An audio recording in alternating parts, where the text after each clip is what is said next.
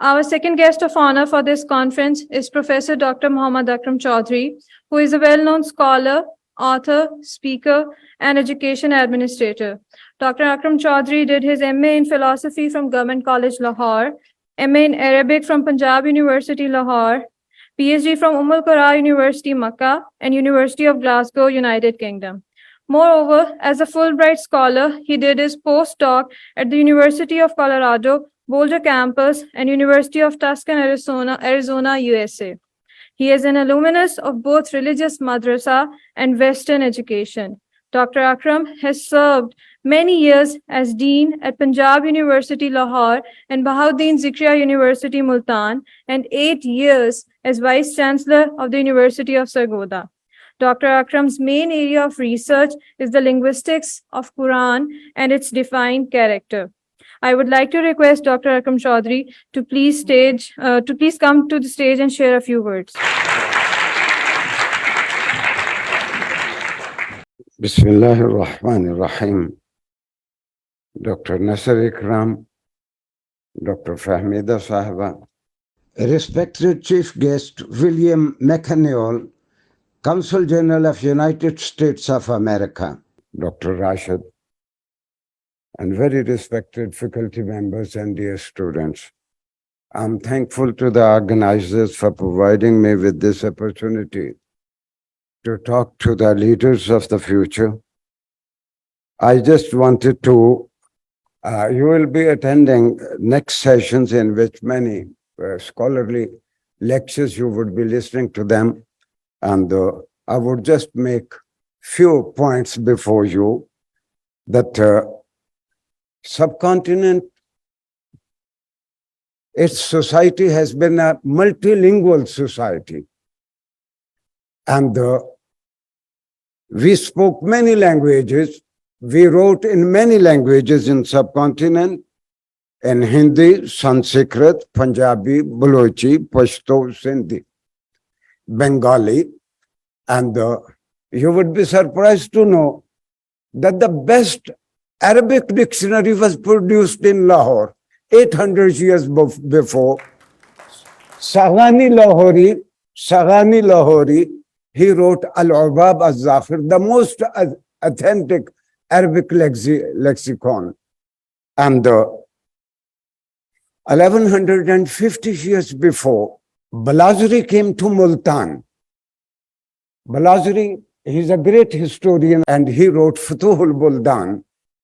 1150 years before, he says that in Multan, I was with the elites and I saw them. They are speaking very good Arabic. They are speaking very good Persian.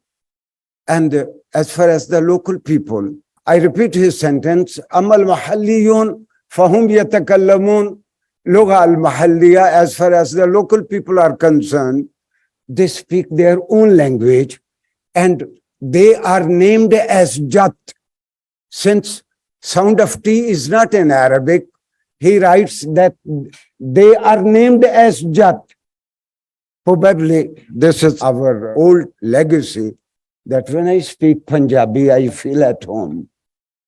Ladies and gentlemen, a language, a natural language, I'm not talking about language of the computer like Java, etc. A natural language is a group of, is a set of symbols which are used for communicating with each other in a linguistic unit. And the literature is produced in these natural languages.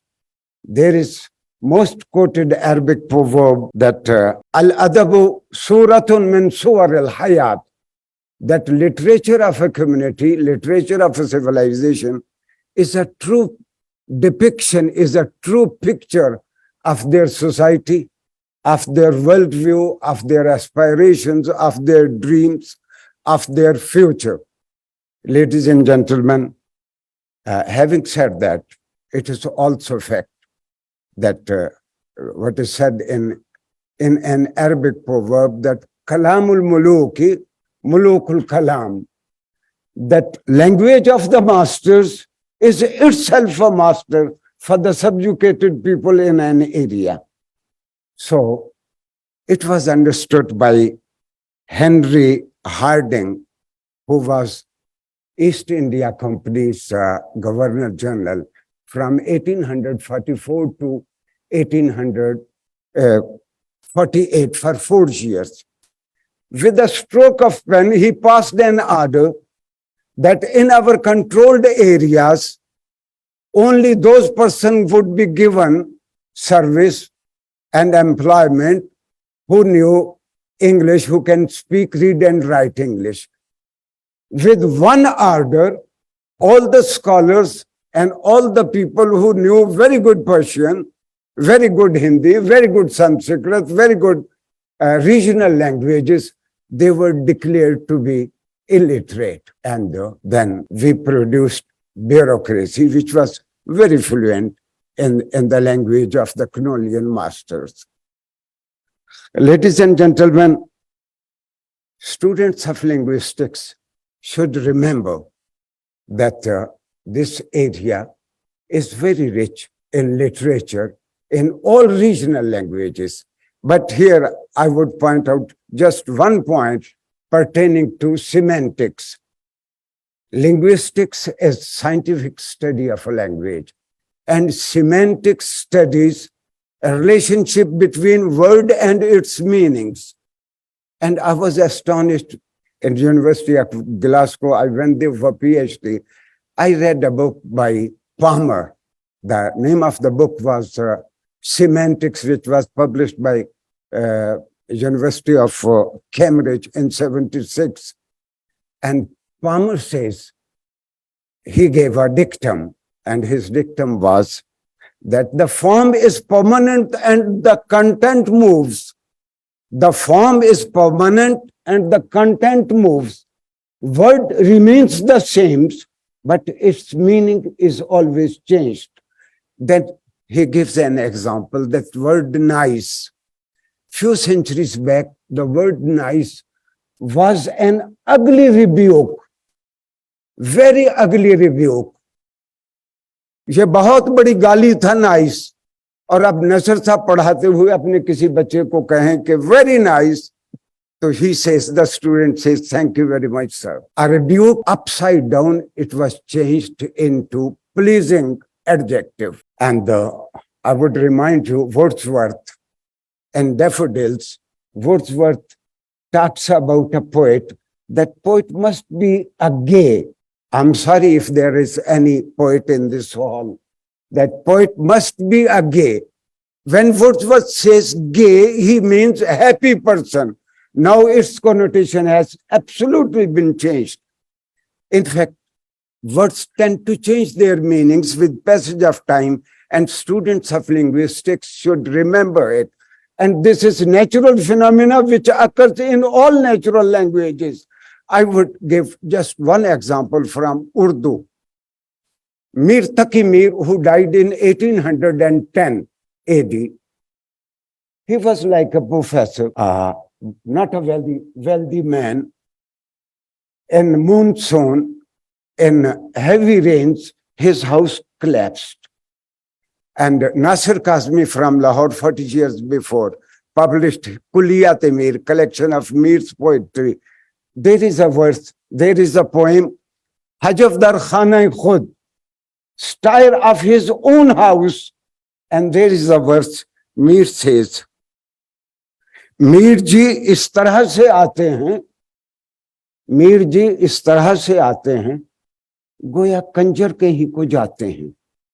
This ugly word, 2 centuries before, conveyed very positive, very admirable meaning, and now it is repulsive rebuke.